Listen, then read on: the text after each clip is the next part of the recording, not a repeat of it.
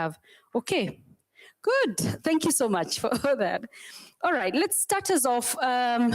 First of all, just to frame the discussion, as my other colleagues come up and speak, it's important to also really make sure that we understand and recognize the guardrails that we must be mindful of as we think of national scale-up of artificial intelligence in HIV programming, which is showing great promise, but it's important to really make note of that. I think starting us off, just to mention also, 50% of people living in low and middle income countries, such as this in Ghana, lack essential health services, and there are health worker shortages, there's clinic stigma, especially for adolescents, as we know, and key populations, and limited hours leave, a number of people without access to either trusted and quality care. And additionally, this year, I think you all know, and I don't need to repeat myself, it's really been a time where we've seen a lot of donor-funded models sort of shifting and threatening sustainability of our community care. So this is where national scale-up of AI in HIV program really requires very robust guardrails to not only ensure that the systems are safe, but they're also equitable and aligned with the public health goals. Safeguarding, these safeguards obviously will address a number of risks, which we'll talk about, and colleagues will also demonstrate some of the data and models that they have developed and designed and rolled out. All right. This is a really, I think recently, I think in September, there was a literature research that was conducted across a number of databases.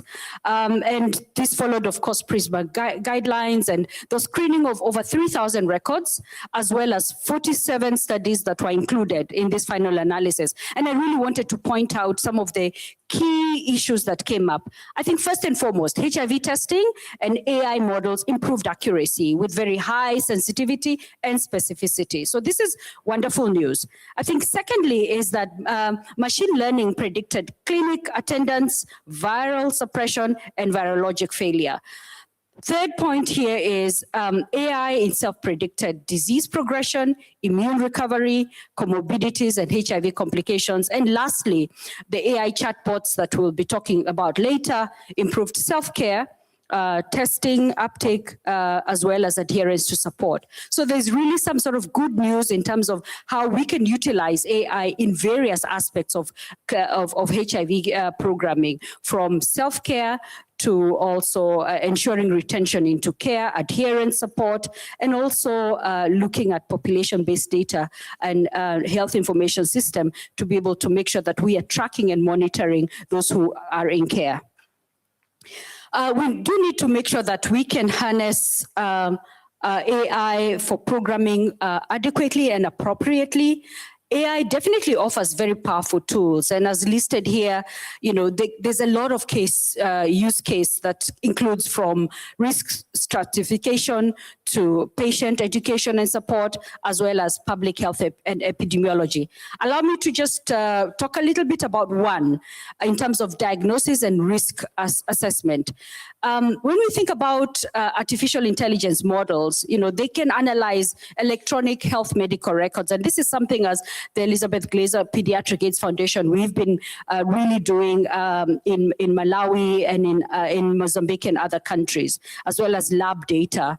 And this enables us to identify individuals, people living with HIV and others who might be in high risk, perhaps before acquiring HIV, and those who would certainly benefit, for instance, from PrEP, as we had from the earlier session. Also, in terms of computer vision systems, this really enables us to think of how we can integrate these systems into a smart apps, and they can ensure that we have a high accuracy of interpretation of rapid self-tests. And this again is important as we're thinking about scale up of HIV testing. Self-testing is going to be really key, and we need to make sure we've got a very high sensitivity, specificity, and AI models can really help with that. So scaling up of AI for HIV programming, we need to ensure that, at a national level requires comprehensive framework in terms of safeguards, and that is definitely going to be important. These guardrails ensure essential to manage risks and also build trust in the AI system itself. I think thirdly is our focus is on implementing of HIV, AI in HIV in a way that is safe, that is equitable, and that is also effective in the work that we do. So why are these guardrails necessary? Even as we talk today about self-care, AI in use in HIV programming. One is on data integrity. We must make sure that we prevent any health inequities through biased data. Secondly is definitely patient privacy, which is ultimately important in terms of protecting sensitive HIV-related information so that we protect from and decrease and minimize misuse and any breaches that might occur, as well as ethical considerations and accountabilities. And I'd like to just turn your attention to some of the summary of these key guardrails, which can be found within the World Health Organization has pulled together, and is a multi-layered approach to responsible use of AI in our HIV programs. Includes data considerations, ethical considerations, as well as regulatory, which means establishing clear strategies and, of course, risk-based assessments, such as we talked about, for instance, in terms of identifying who might be eligible for pre-exposure prophylaxis as an example, as well as any operational considerations that must be part and parcel of rolling out any AI system in our programming. So I want to just, maybe as I just sort of finish up, is just to give an example of AI in self-care, which has become, I think, is getting more of interest. One, as I said, because of the issue of decrease of access of HIV programming in our communities. And this is more and more going to become important in the work that we continue to do and support in our communities. AI self-care, certainly, we have to think of it in terms of being accessible, ensuring that any system that is deployed is confidential and, of course, has non-judgmental platforms, which my colleagues will also talk to about. Some of the examples here are, making sure that, if you think about HIV self-testing support, we have chatbots that can help with that, and we'll talk to that support and help on a step-by-step way in terms of HIV testing, troubleshooting some errors, and also offering any emotional support that might be needed. Computer visioning, again, as I mentioned earlier on, analyzes some of these images for the self-test and minimizes misinterpretation so that you can be sure if it is a positive test, it's a positive test. If it's negative, it's negative. And that enables then for linkage into care or linkage into not only HIV care, but other services that will be available, health services available.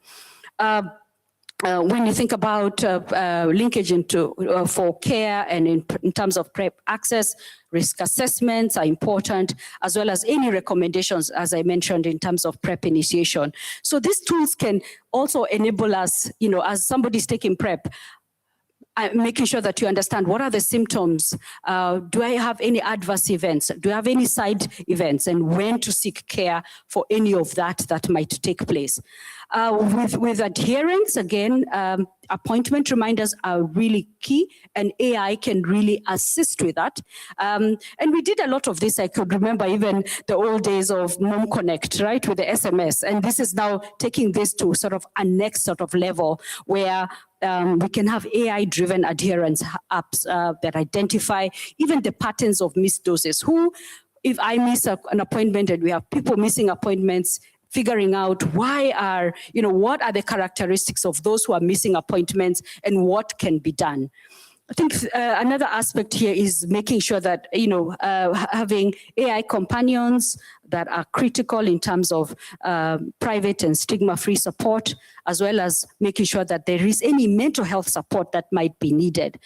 So that someone is, I'm sure we've all seen some of those interesting stories of someone asking an AI whether they need care and making sure that there's minimizing and making sure that there's no suicidal incidents that are there, and there's mental health support as much as possible.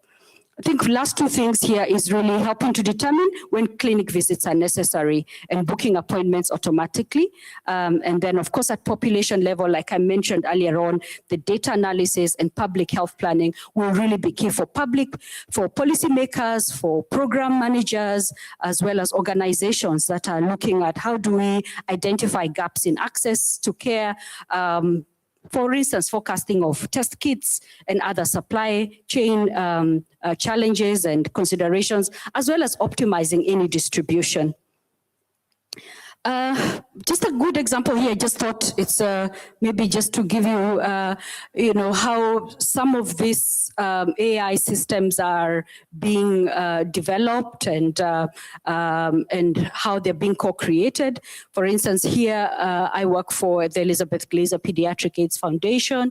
And in our foundation, we've been collaborating with big tech, as well as other AI partners.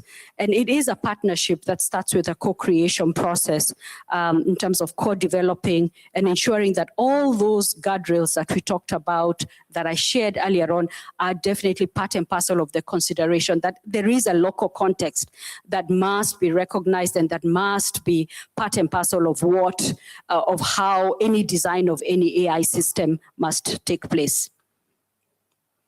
I share this, I'm going to put everything, and I'm sure my colleagues, oops. Ooh, sorry. My goodness. Oh. Have I gone too far? Okay, I need help. I need to just go back to...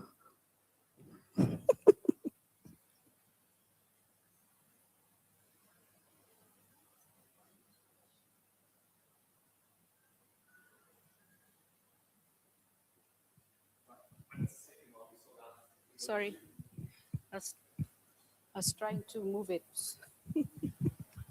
So sorry about that. What I was wanting to show, and we will hear from my other colleagues, is really that we have quite a number of self-care AI systems that have been developed. The previous one. Yeah, just click once for me. Yeah, leave it like that. Leave it.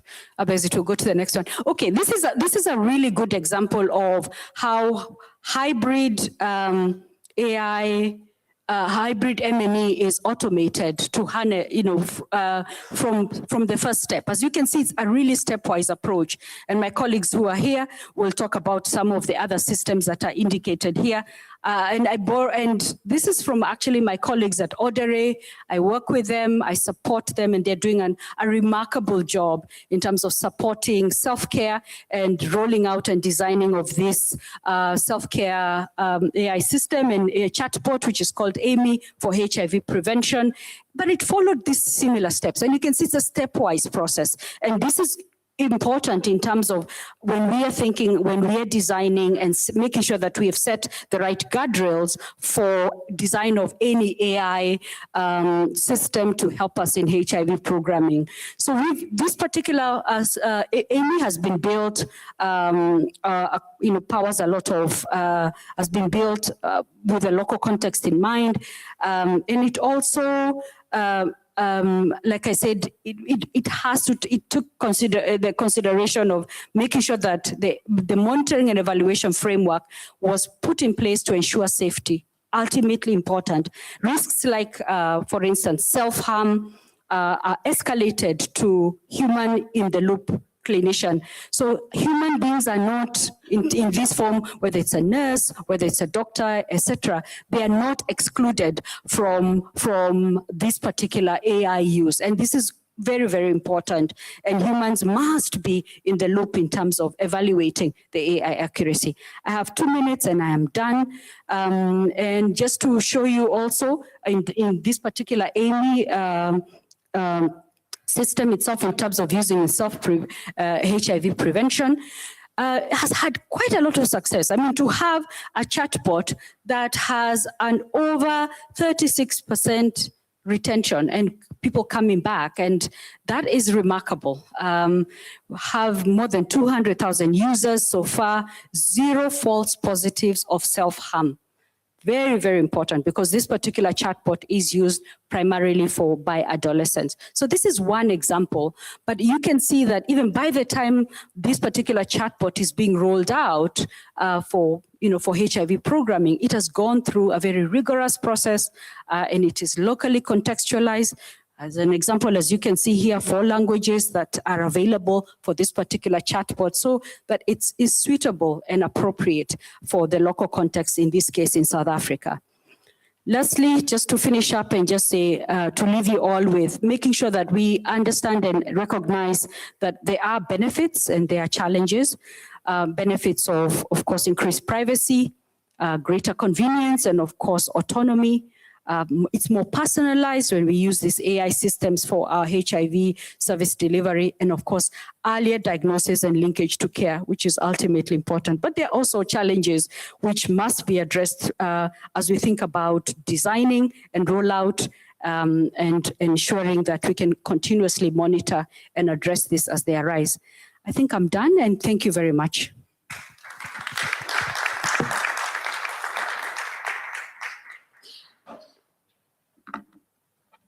Questions, Doris? We'll take 2 and then we'll move on. All right, those 2 over there. Thanks. Please. Yeah. Yourself, yes. And then we'll go to you, sir. Thank you very much, Dr. Doris, for that presentation. Oh, okay, sorry. Oh, no, it's okay. Yeah, it's the light. Okay, go ahead. Yeah. Thank you very much for that presentation, Dr. Doris. My name is Shama Picardo from SAFAID's regional office. Good. This is very interesting. Thank you. Thank you very much. So for me, it was just one question. So when you're speaking around issues of self-harm and suicide, and I just wanted to find out, is there a system that immediately flags emergencies or a situation? I know sometimes the chatbot can de-escalate the situation, giving the correct responses, but sometimes it can go beyond that. So say, for example, we're looking at adolescents and young people where a lot of things are happening. So is there a system then that immediately maybe sends out an alert to someone else we can actually really come in and intervene? Thank you. Yeah, I think that's a very good question, and I think this is the key as these systems are being developed.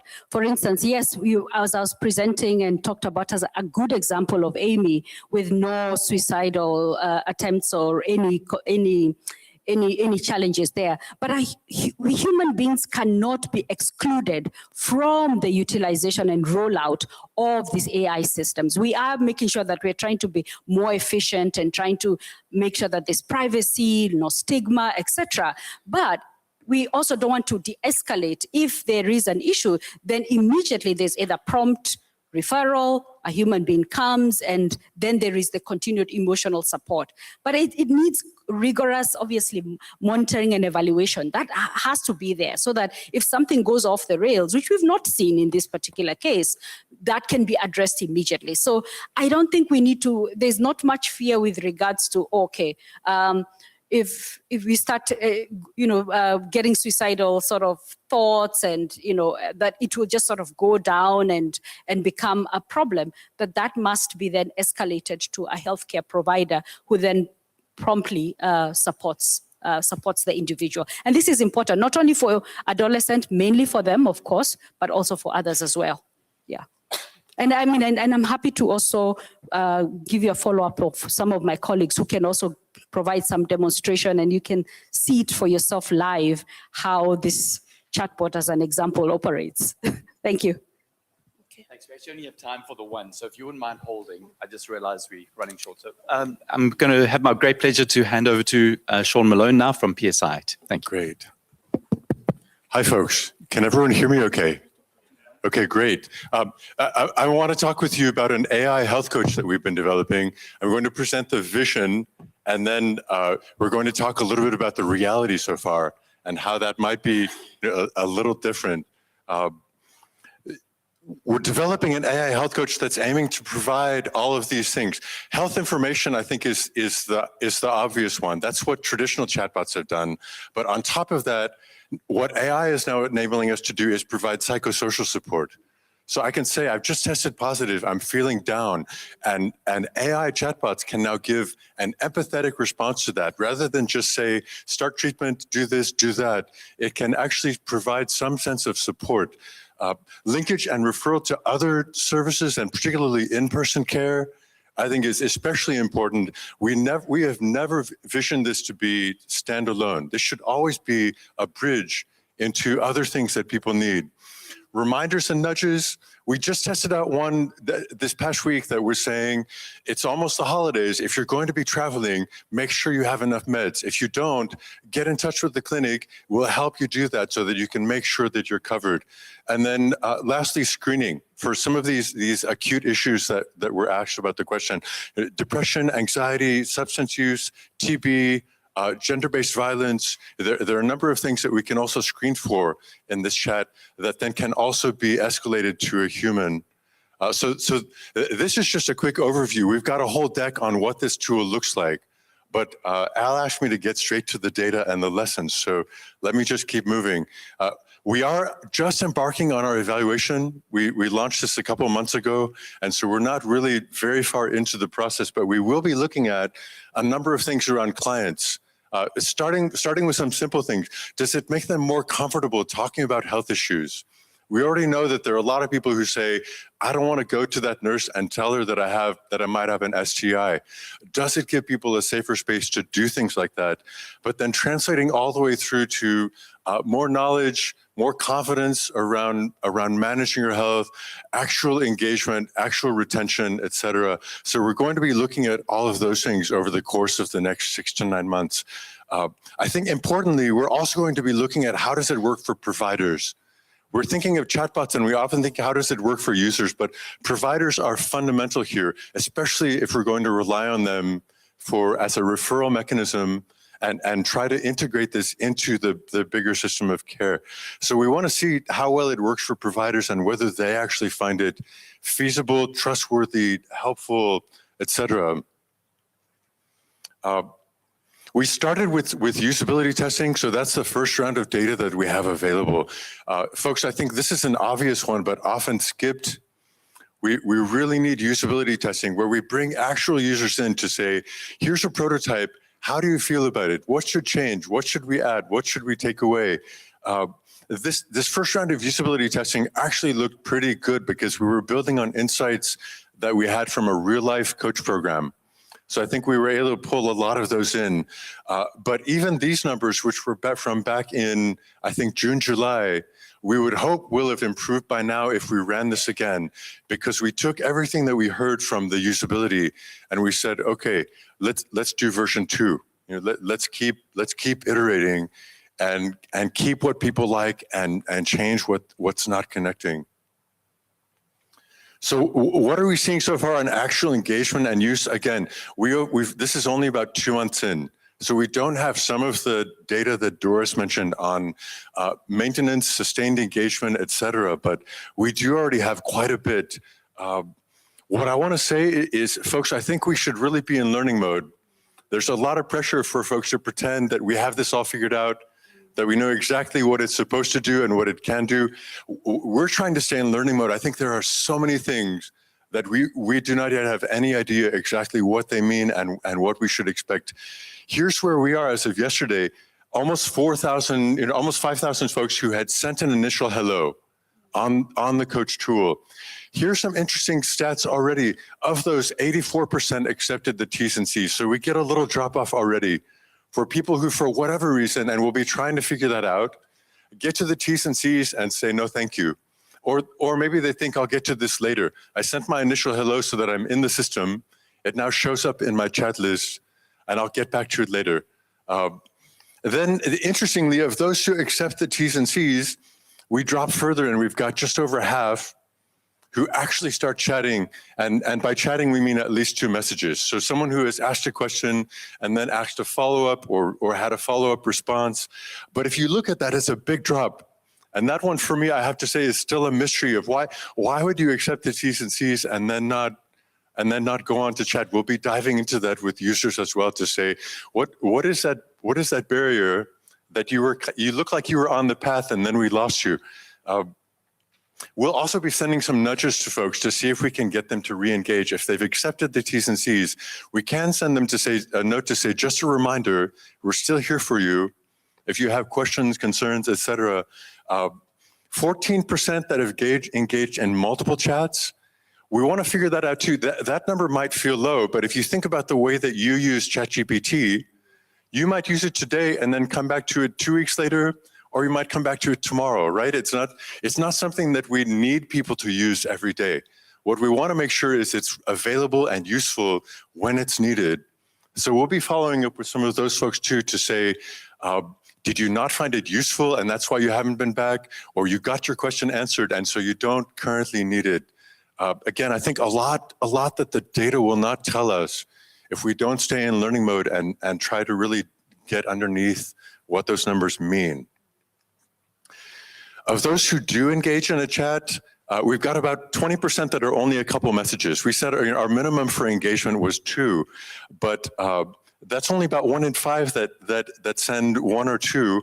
We then have a good number that do, as you can see, continue to engage over 5, 10, 15, 20 chats.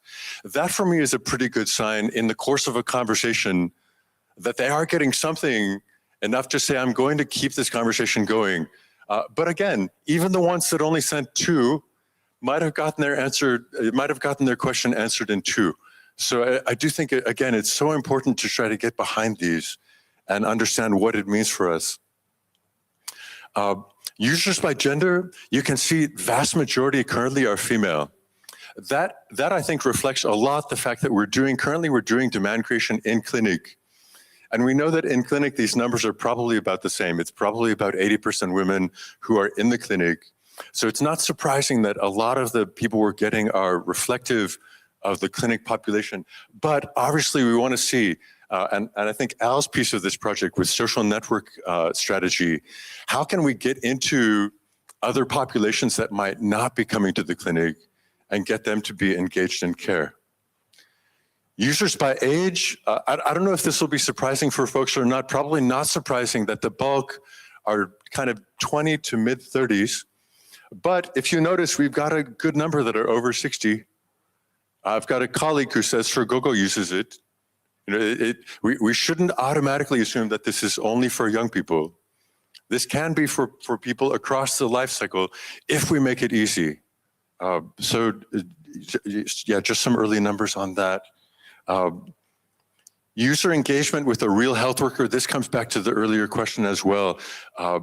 About 500 of those, 2,800 users have said, I want to chat to a real person, or we have offered them to chat with a real person because we feel like this is a complex issue and you probably should be getting human support. So again, not a standalone tool.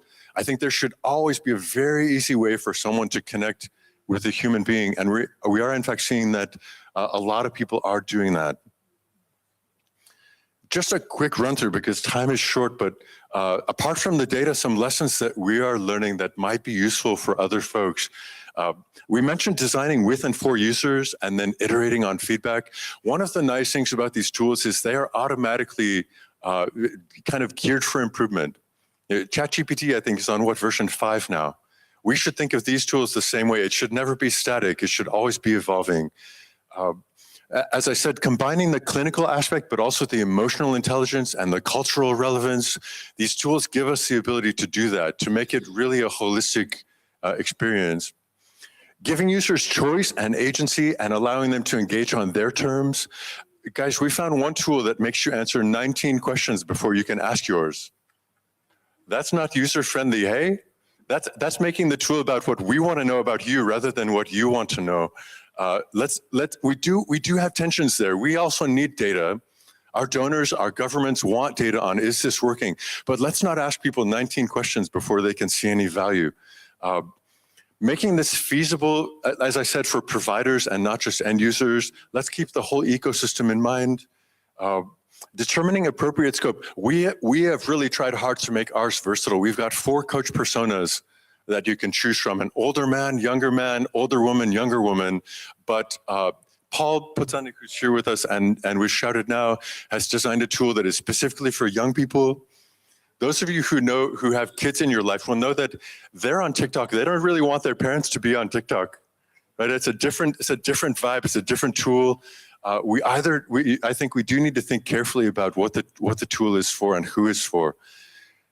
As I said, balancing user experience with stakeholder needs, especially around data collection.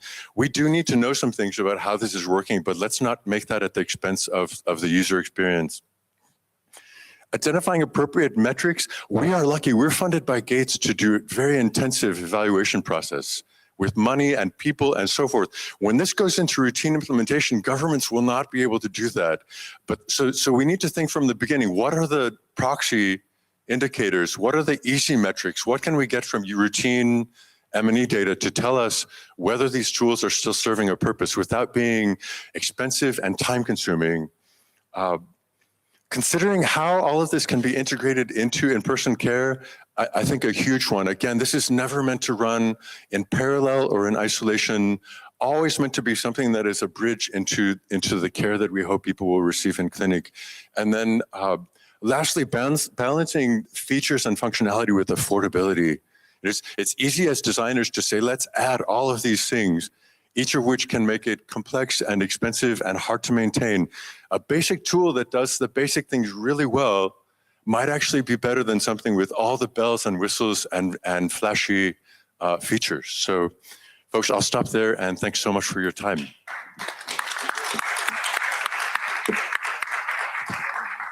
We got time for one question for Sean. Seeing as I wasn't able to take your question earlier, let's come to you.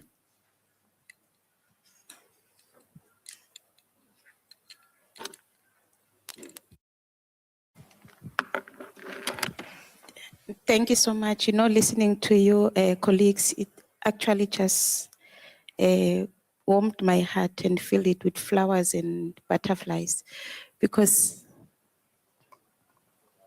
oh, okay.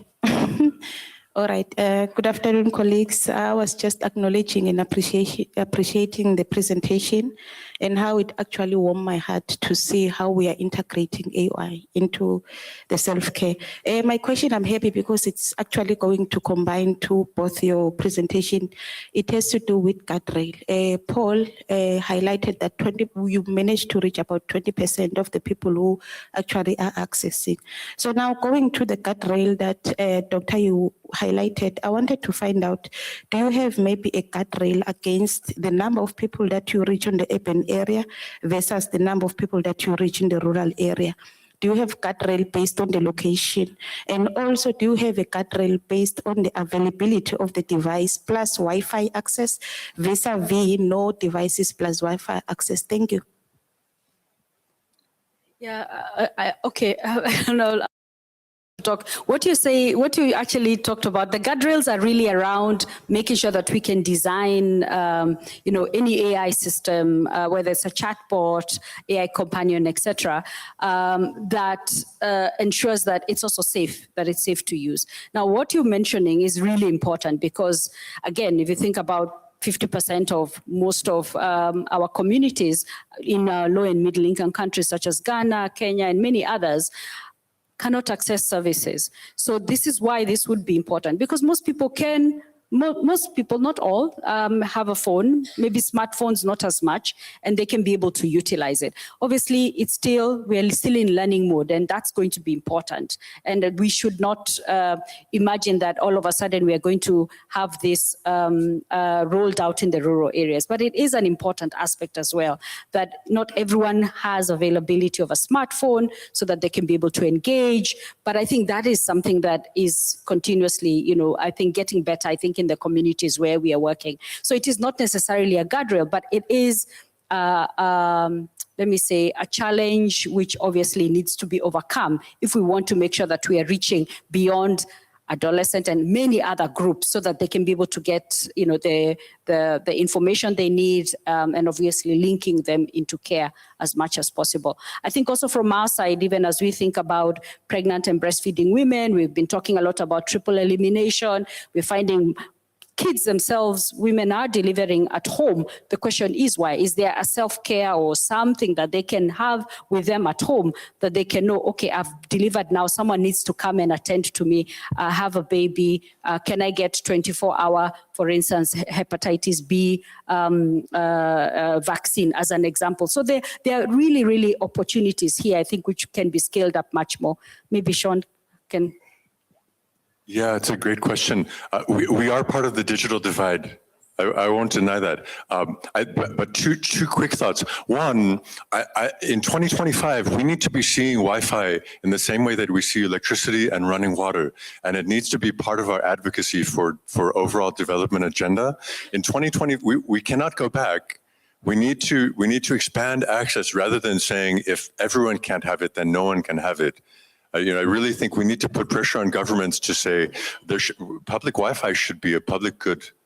That's one thing. The other thing, even for folks who do not have access to these kinds of tools, we are hoping that it will save providers some time, which means that providers can hopefully focus more on clients who do need extra care, extra attention. So that's not an entirely satisfying answer, but I think maybe it's at least part of the solution. Great, thank you. Right, we have one final presentation from Primrose at Sisha. They unfortunately can't be present, but we have her slides and her talking. So if we could move on, please. If you wouldn't mind pressing play.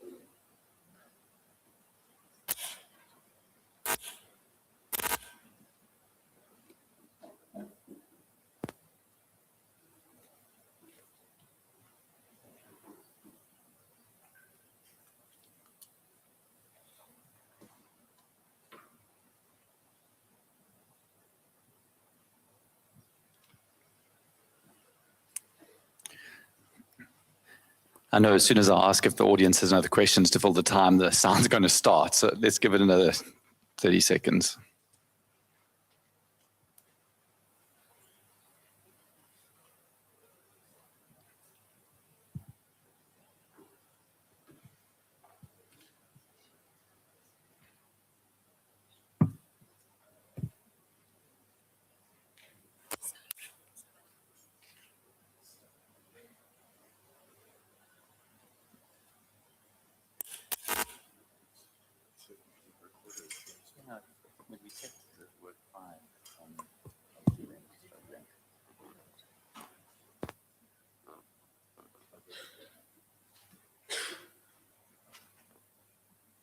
Designed with female sex workers and women on the edge of sex work and their male partners. The toolkit is known as Vimbai, and it has been co-designed with female sex workers and women on the edge of sex work and their male partners as part of a project known as PACE, the Prevention Accelerator for Communities on the Edge of Sex Work. It leverages WhatsApp to provide HIV prevention advice, HIV self-testing, mental health support, among other things, and really is being put forward as a judgment-free space, especially among population groups that are often stigmatized and discriminated against. And then do not engage in health services. So the purpose is to be able to extend the reach of existing services into communities wherever someone is so that they can access information and follow on services. The toolkit is available in 3 main local languages, in English, Shona, and Isindebele, and we are currently piloting it in a field study in 1 district of Zimbabwe.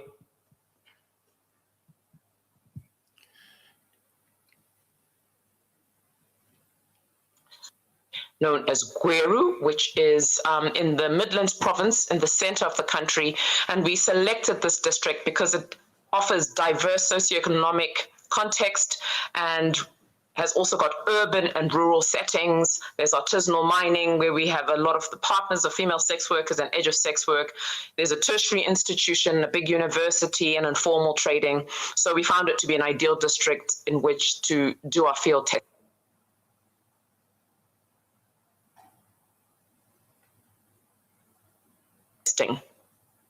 In terms of the progress we've made, we started off with testing the prototype mid-year, followed by a usability study, where users found it to be quite appropriate. They felt that there was accuracy in the conversations and the responses that they got. We followed it on by launching our field study in September 2025. So we're still, just 3 months in.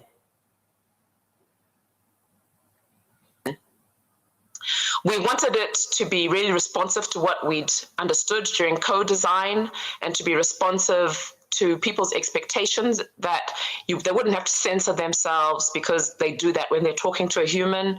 They feel like they have to screen out things because sometimes they get responses in public health facilities, such as being shouted at, which makes them not really ask all the questions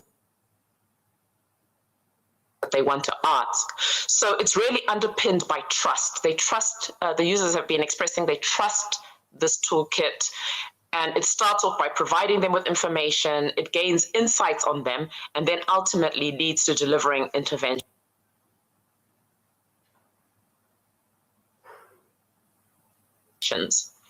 As I said, the name Vimbai is about the trust, and there really has been emphasis on the anonymity that it offers when you enter into these conversations as being really valuable. So really the groups that we've been working for, as I said, have experienced a lot of stigma and fear being outed when they seek health services. So this is a toolkit that's navigating that. They want something that is able to give them information on services and even things like testing, where they are, when they want it, and how they want it. But there has been issues around data, cost, and access. So data is really expensive. People buy data bundles sometimes for 30 US cents at a time. That's what they can afford. And it's only for very short conversations. That's how they've been communicating all along when they use WhatsApp platforms. And it remains a limitation that people don't generally have a lot of money for data in the communities that we've been working with. But they do still appreciate how it's really been relevant for local context, the languages, being able to select local languages, and the tones. We've been looking at labeling tones and checking for stigma. That's been found to be really acceptable. The way that the user journey varies is that we have had a really comprehensive sexual and reproductive health program within SESHA that we run on the behalf of Ministry of Health and Childcare and the National AIDS Council that offers comprehensive services already. We have community cadres known as peer microplanners that reach people in the community. We have referral into services. There's condom distribution in the community and HIV self-test distribution. This follows on to being linked into clinic services, mental health support, structural interventions, including self-help groups, and then the testing takes place with linkage to art and PrEP. So it's a strong program, but it did have the gap of reaching those people who still at the stage where Zimbabwe, for example, has attained epidemic control, are not being reached in services. So the AI chatbot really is extending reach and convenience without the need for physical persons to be doing outreach in the community at all times, especially in a time with diminishing resources. Once the user has accepted the terms and conditions. They get to choose the kind of person they want to talk to, the persona. And really, one of the things that has been very popular is being able to have access to talk to a clinician. So the AI clinical portal, where there's been counseling sessions with a clinician for those who want to opt to speak to a clinician, follow on after loading a photo of an AI HIV test kit, or talking about STI symptoms and whether to come into services. That has been a really key component, being able to link to services. And I'll talk a little bit about some of the challenges with that in a little while. There's also been a lot of mental health conversations, and the chatbot has embedded within it a screening tool so that if there are red flags, they can be linked to services, or if they're above a cutoff score, they immediately then are also linked to Friendship Bench. These are lay mental health counselors who are available to give virtual counseling. It also adds in addition to the current clinic flow, what the chatbot can do is it's being able to guide some decision making without you needing to have met someone in a specific place, and to help with scheduling and reminders for appointments. Especially, we often have a lot of follow-up for prevention on oral prep, things that people might forget. There's been better engagement with treatment than with prevention. So it's a useful tool for nudging people, reminding them, and even when someone might have received oral prep or injectable prep, we've been implementing cabotegravir in this district, they can chat about side effects, concerns, and get immediate feedback linked to a clinician if necessary, which has been bridging this gap that we sometimes have between someone receiving a service, developing concerns, and having to wait before they can go back to a facility to get some assistance. I just wanted to show you here something on the entry channels and age distribution that there's been for Wimbai in this early stage. We have found, interestingly, that the entry channels that have been most popular are ones where you can have in-person contact and people get to ask more questions about the toolkit and how it works, and then they engage with it more than the online social media platforms. So it's just something to really that we're thinking through in terms of there's obvious value of when humans are still in the loop with AI. We had thought that there would be much higher uptake on social media platforms. And while there's still demand creation, continuous demand creation going on those platforms, there's much higher engagement in the in-person contact platforms. The age distribution for those who do indicate their age, it's not everyone who in a conversation with the toolkit will indicate their age, but among those who have indicated their age, the age distribution is heavily on the younger population, although we're still hoping for higher uptake among those between 15 and 20 years. This is just some of the social media engagement that I'm showing here. And, you know, it's just to remember that you can reach 10,000 people that see the post or engage with it, but really that also the interactions will be much lower than that. So it takes a lot of people seeing something before they'll engage with it. And this is engagement funnel. So we track how the toolkit is performing with this engagement funnel, which starts with, so in the first 2 months, we've had 705 people within that district I showed you earlier, Gweru district, who sent a message to the chatbot. And then you have the funnel narrowing, but we still had good acceptance of terms and conditions, 92%. It's important for acceptance and term and conditions that someone is giving their consent to interact with the chatbot for if red flags are picked up, to be able to send a notice to a health service provider to get in touch with them. And then about 50% of those who sent a message ended up engaging with the product, which means it had more than 2 conversations exchanged with Wimbai and started an HIV self-test kit. Meeting engagement target takes time often, and that really means the self-testing process was finished, completed, a photo was uploaded, there was engagement with the clinician, or it's the user has been chatting with Wimbai long enough for an HIV risk score to be aggregated from the conversation, from what it's drawing up against an algorithm. And that's useful for us because we want to be able to enhance the engagement we have with anyone who's talking to Vimbai who's been flagged as at higher risk. So some of the key lessons we've had is really around co-design being very important.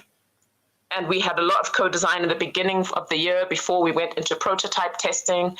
And there were definite strong indications about the importance of getting local languages right. And there's a lot of work that's gone into that, including slang dictionaries that have to continually be updated. The strength of partnerships became very evident early on, not only with National AIDS Council and Ministry of Health, but also with local level council and other implementers. And this has really been helping to promote ownership and amplify the uptake. As I mentioned earlier, one thing that's coming through very strongly is that data costs remain a barrier for product engagement. And then finally, with the availability of the option to chat to a nurse, there has been a high demand for that. But the clinicians who are manning this toolkit also have to provide in-person services within the clinic, within a primary care setting. So this is something which can invite further engagement really effectively, but there's a need to balance how the increased demand for virtual communication and telehealth services through toolkits like this will balance with really strained resources within primary care settings. In terms of the next steps we're planning at the moment, we are integrating LEN counseling as we're planning for lenacapavir rollout in Zimbabwe in January. We're looking at strengthening the men's SRH component and introducing a male persona, which is currently not embedded in the toolkit, and to increase the functionality that clinicians have when providing virtual support, as well as strengthening the nudges for appointments and refills that go to Vimbai users. We are also working on a healthcare worker version of Vimbai for coaching and mentoring of healthcare workers as they provide services, and really importantly, working on what steps need to happen for integration of this toolkit within the National Electronic Health Record System. So we've been testing it in one district and really for a very focused population around female sex workers and women and men on the edge of sex work. But the intention is that it be adapted for additional use cases and other population groups as we plan for scale up to other districts as guided by Ministry of Health. So that's where we're focused on at the moment. This is just a diagram showing how we envision Vimbai embedding into other services that are already there, delivered by village health workers, peer micro planners, how that information could come into the service flow and where the enhancements through Vimbai could support self-care, improving self-care. So that self-care model is really important to hopefully relieve some of the pressure that is on health services, but needing to think carefully about how to navigate the demand for some virtual interaction with clinicians on these kind of platforms. And I just want to end on some acknowledgements and thank you very much. And with that, I want to acknowledge and thank you for staying those extra minutes, but hopefully you found it worthwhile. There will be follow-ups on the satellite at IS, so if you want to see how the programs progress, hopefully we'll see you all there in Rio. Thank you very much, everybody.